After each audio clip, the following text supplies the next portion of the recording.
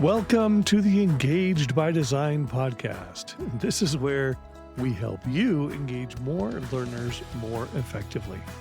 I'm your host today. I'm Dr. Michael Cottam, joined as always by my co-host, Dr. Vernon Smith. Today we have Heather Pelkie on the podcast with us. Now, Heather manages AI initiatives at West Coast University, where she's also an assistant professor of communication. Heather, welcome to the podcast. Tell us a little bit about yourself. Hey, Michael and Vernon. Thanks for having me here. I'm so excited to be here with you today. So as you said, I'm Heather Pelkie, and I work at the intersection of AI, innovation, and higher education. So for over a decade, I've led transformative initiatives across higher education, healthcare, edtech, and corporate learning environments.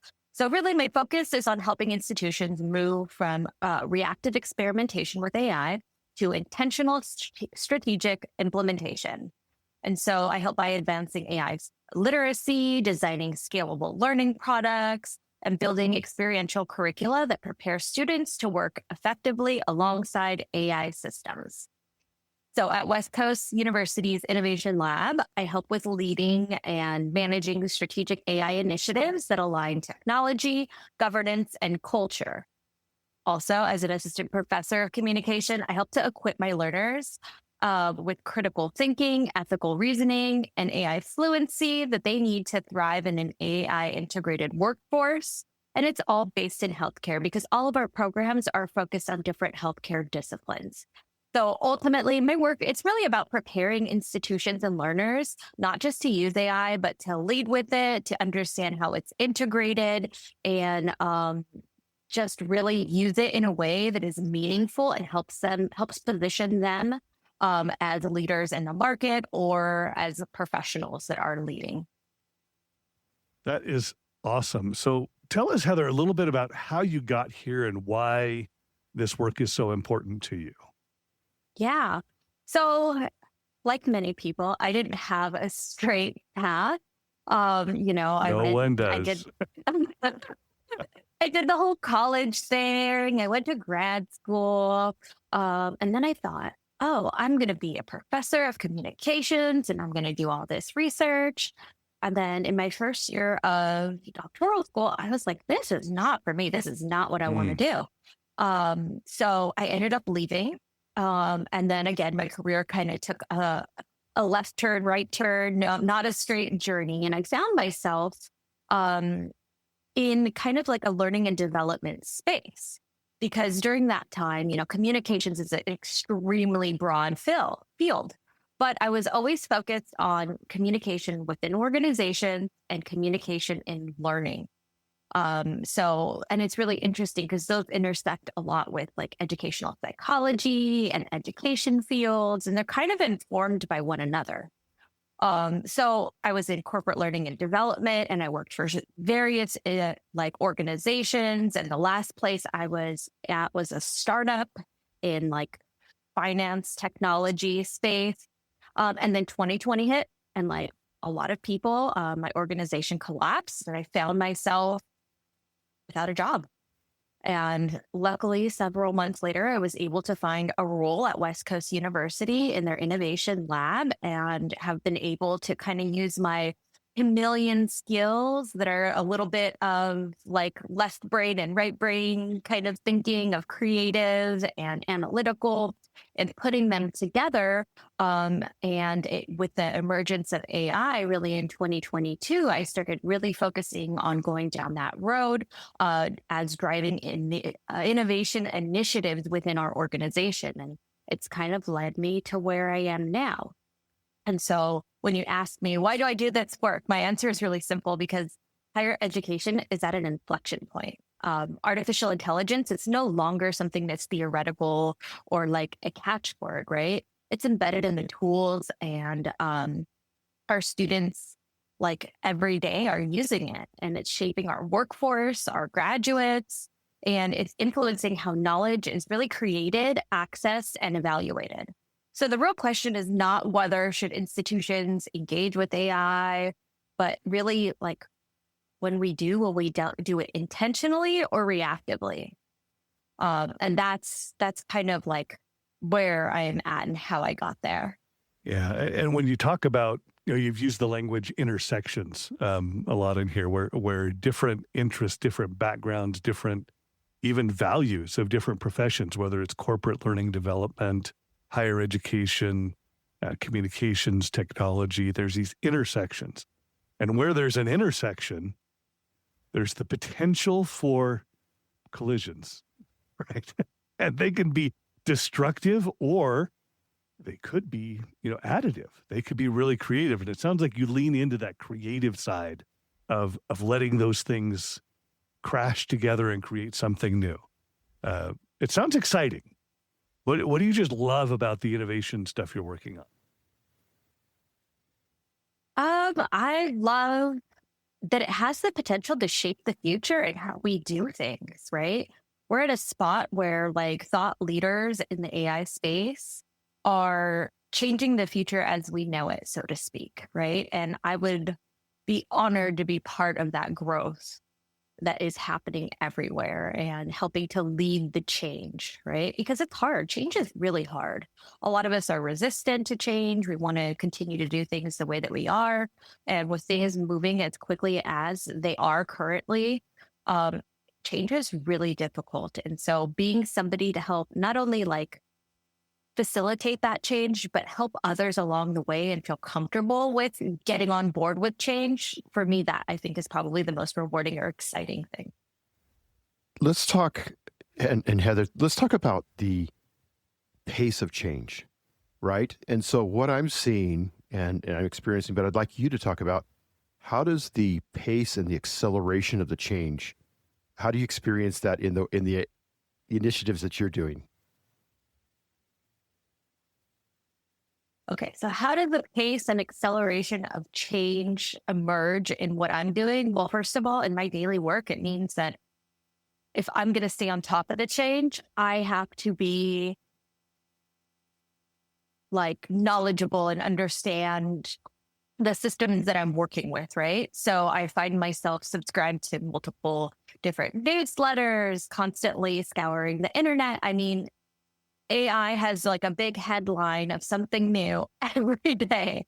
So first, it starts with me at home, right? If I have to practice what I preach and staying up to date, it seems almost impossible at times, but I have some systems in place and things that I use to do that and to make sure I'm on top of the change. Now, that doesn't mean that the change that happens on a daily basis is always impacting my work per se, like immediately.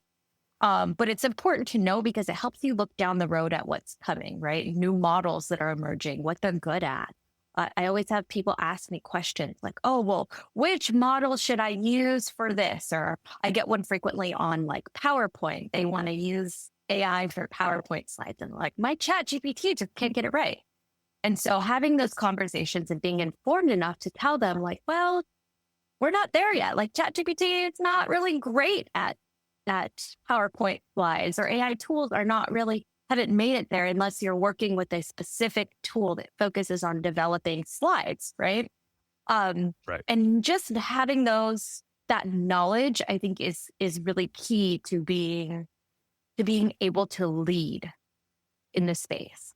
How do you find a really good way to connect with the people experiencing this rapid change in higher ed or in corporate, either way?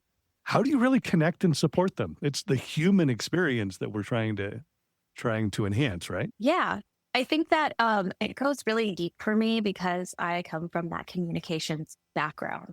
So for me, keeping humans at the center of things is key. And we'll talk about some, different like initiatives and tools, and you'll hear me say human in the loop a lot of times when I'm talking about AI initiatives. And that's that same idea of keeping the human at the center. And that's an approach that I take. So how do I do that is making sure that I keep the main focus, which is people.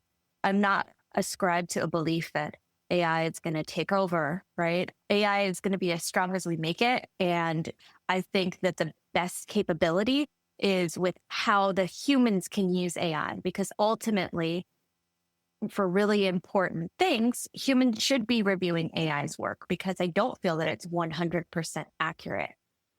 There's a lot of nuances, and AI can get us, I would say, 90% of the way there, but the other 10% is going to be humans. And so I always encourage people that I talk to become strong with using AI, to become familiar with it, to become comfortable. Let it be their assistant, their guide on the side, and let it help them be more productive and be better at being the expert human that they are. I want to go back for a second, Heather, to the statement you had about, having AI help you with a better PowerPoint. And I think that's really telling because PowerPoint is a great technology. It's a couple, 30 years old now that it's a technology there. Don't say things like that. That's okay. Okay. 30. No, sorry, folks. It's the reality, but it's the familiar. It's the familiar. And what we're experiencing with AI is something more, something that's not even conceived. How are you working with folks, and how are you thinking about what's beyond what's the known? So we're going to make a better slide rule, or we're going to make a better PowerPoint. We could do that really well but it's so much more. How are you using your thinking and your experience to push to the future and think strategically about possibilities that folks haven't considered? Absolutely. I think this is a wonderful question. And it reminds me of a statement that one of my mentors really uses all the time and that I try and ask is, how might we? So if somebody asks me about PowerPoints and making them, more prettier, engaging, I'll give them the answer of what an AI tool can help them with, where they might find resources or tools that are specific to that. And then I'll say, how might we make it more engaging? And then I'm always full of ideas. Being an innovation, I feel like you have to always have lots of ideas. And I'll ask them questions like, what is the content about? And all, kind of the basics. And then I'll come up with 3 or 4 ideas of well, what if you did this? Or what if you did that? Or what if you did this? And I'll give them just different things. What if we made a case-based scenario that we had an AI agent give them questions on and walk them through the experience? Or what if we used a different tool or a branching scenario? And then, kind of go down different paths. What if we turned it into an escape room? And so in my kind of toolbox and some of the course redesigns and learning engagement type of items that I've done, I've really tried to employ a lot of those things. And for our faculty, one tool that I actually have created is an agent or a GPT where they can go in and talk to it about what learning outcome they're focusing on, what ideas they might have, or just very rudimentary, tell it I need an assignment, and it's an interactive assignment designer, and it will walk them down the path of giving them options on how they might turn whatever they're thinking about into a more interactive assignment design. I love that. I love the practicality of it, but I also love the notion of expansive utilization, expansive tool set, and that discovery. I love that. Yeah. Yeah. And the question, how might we, comes from an agile school of thought of projects and innovation. I love that question for multiple reasons. I like every word in that question. How assumes that it can be done. We just have to figure out how to get there. Might means there's possibility. And like you were saying, there's multiple ways we could do something. We means, not you, not me. That's collaborative. That's together. That's how might we, and then you give something else to it. I think it's a super powerful question. It has opened up innovation for me across my career to use that question.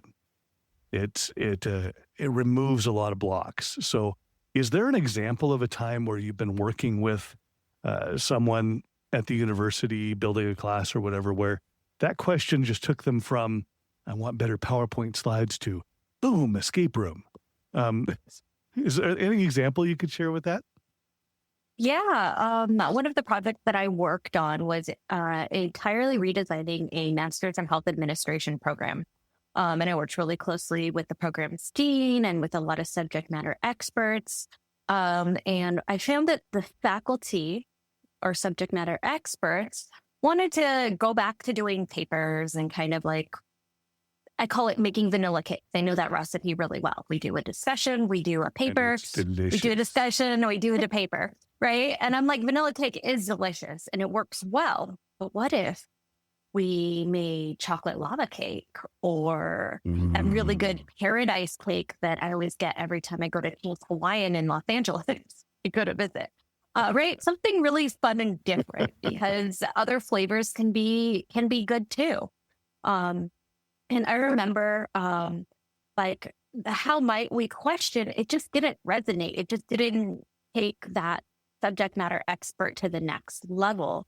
And so I remember asking them, because a lot of our subject matter experts are actual individuals who teach on the side, but work professionally in healthcare in their industry. Yep. And I said, tell me what you do on a regular basis. Like, what do you do as an expert? Like, what happens?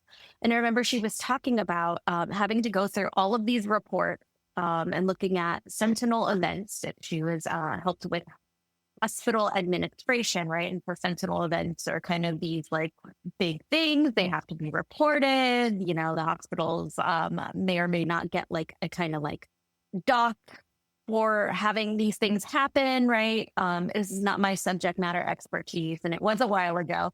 But she was telling me about these experiences that she had, and I said, so how can we give the student that experience? Because when they graduate and they go into some administrative role in a hospital, they're going to need to know this. They're going to need to have experience with this.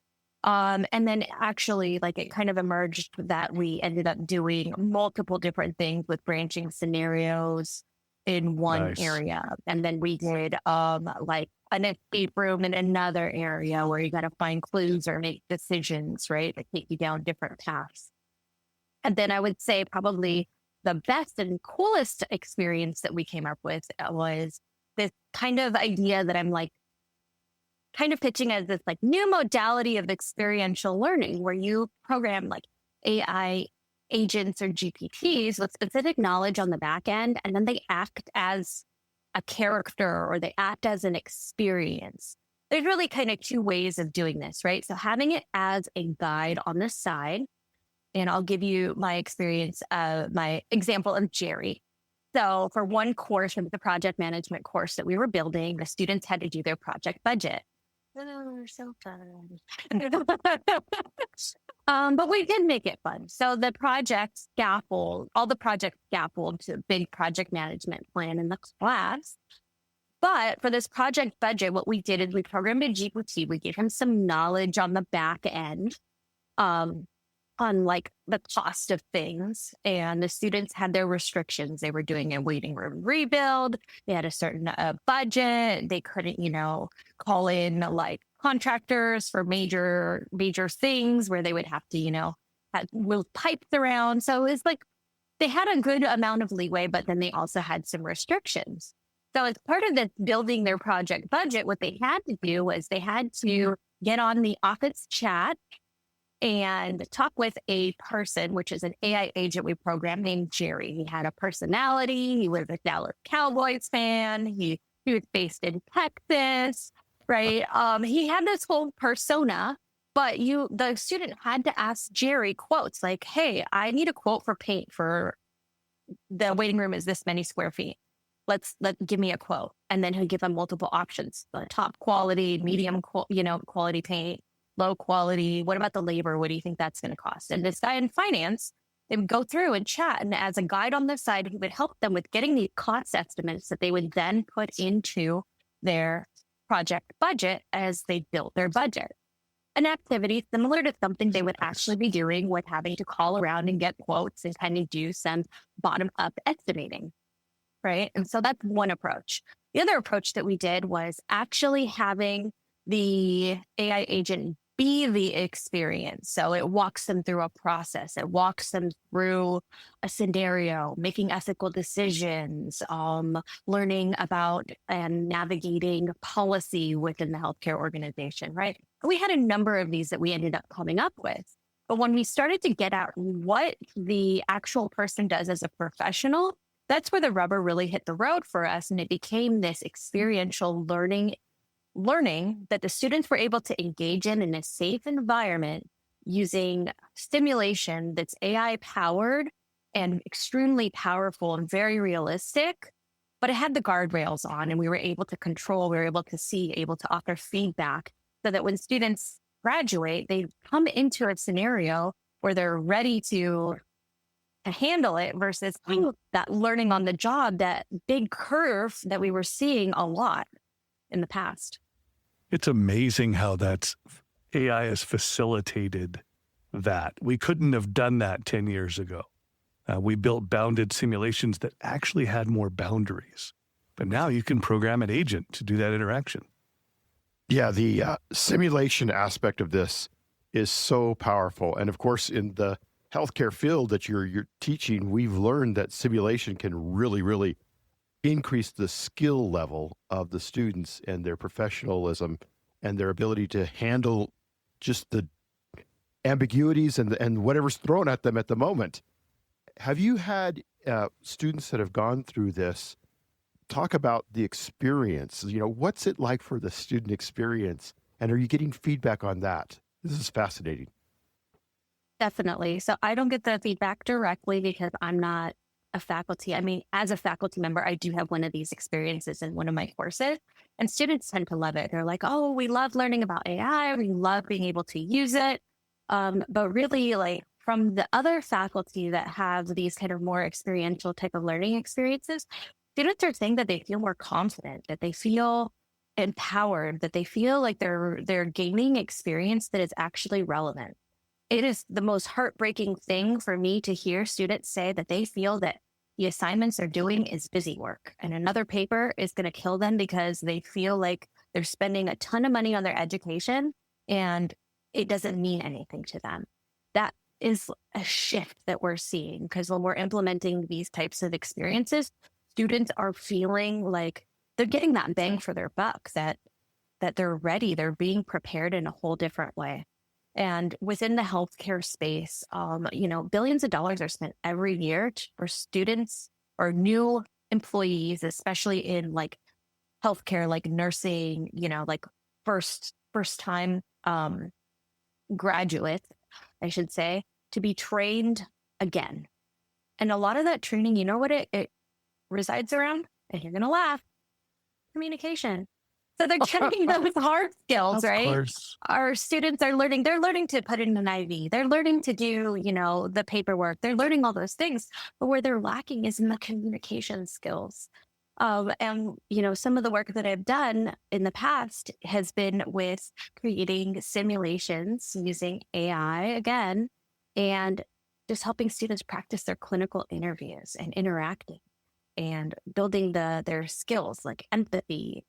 And it's so funny because the computers are helping us become more human and practice our communication skills. And that's the number one thing that students need to work on and people are being retrained on. And now we have these powerful technologies that can help us with that.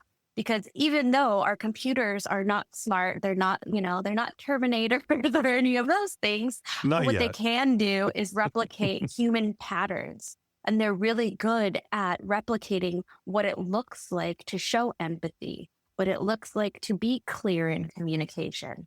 And that helps our students who, most of our students nowadays spend a lot of their time texting. Like, I'm still the age where my friends will pick up the phone and call me, but most of the students, I'll ask, what was the last time you talked on the phone? They're like, never. Only if I have to call and maybe make an appointment somewhere. That is so true. Skills so are true. so It's so critical. Yeah, it's really interesting. So, Heather, a lot of what you've talked about puts some guardrails or some limits or sometimes we call it a walled garden around your use of AI. Now, we've talked about the specific ones that you work with. Now, you also help to run an innovation lab. How do you create a safe space for people to try these different things and get to where you have really usable, really effective learning tools in the work you do in the lab. Yeah, absolutely. And this kind of really shifts gears. So we've talked a lot about like AI within the learning experience with our students, with our faculty, but really this is talking about, like implementation from a strategic or for like at an institutional level, right? And we're Yeah. seeing it happen and it move a lot faster in the private sector or like within organizations, right? But as we know, like school and education, things move a little bit slower. Um, and so there's a little bit of resistance to change. And then also, like our institutional leaders, they might not be as equipped for implementing these changes or have the resources, right? But our leaders are responsible for like risk management, for making sure that they're aligned with accreditation, for student outcomes, long-term sustainability. And so AI really affects all of those areas. And it's so important to have an institution that is willing to support and govern AI because it can introduce high level risk. But when embedded within a strategic plan, it can create opportunity. And so it's really important for institutions that are going to thrive in this era to be ones that move fast or that embrace this new space that we are in and move with intentionality. So building structures that allow innovation without sacrificing integrity, preparing graduates not just to use AI tools, but to lead in an AI integrated world. And that means integrating AI into how their systems operate. And so when I talk about my work in AI and in higher education, I always say, like, we're graduating students into a workforce that's already changed. Yeah. AI, it's embedded in product development, marketing, research, healthcare systems, finance, creative industries. It's not emerging. It's now becoming operational. And so we know that, education, higher ed moves slower. And strategically, like in the past, it was that slowness that has made it stable. It protected the rigor. It preserved, deliberation. It ensured academic integrity. But at that moment, now, this lag, it can become a liability, for our students and for our organizations. Particularly in January, we had the highest layoffs that we've seen since, I think, 2009. But unlike back in the past, when the GOP is down, layoffs happen, the GOP was up, right? So if we look at how our systems are functioning in a whole new way that we haven't really seen before. What does it mean? It means that organizations are finding they can do more with less humans because AI is helping augment those humans' performance. People can do more.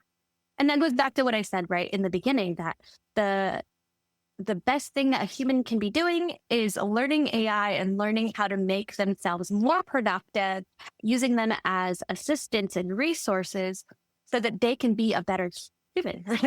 And we see that emerging now. And we had on the podcast actually just a few episodes that are published just now as we're recording.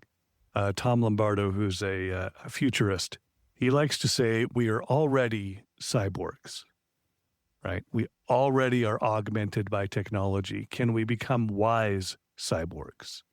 He's using this technology to augment, to make us more effective, rather than letting it control, really, but letting it make us more wise, right? Applying human characters, human virtues to what we're trying to do in the world, not just letting the technology run amok or run over us. Yes. Thank you, as always, for listening to the Engaged by Design podcast. This is part 1 of our interview with Heather Pelkie. Be sure to listen in next time for the second part, where we continue our conversations about innovation and AI in higher education. Remember to like, subscribe, follow, and connect with us on your podcast platform of choice. And please share this episode with a friend. Keep learning as you engage by design.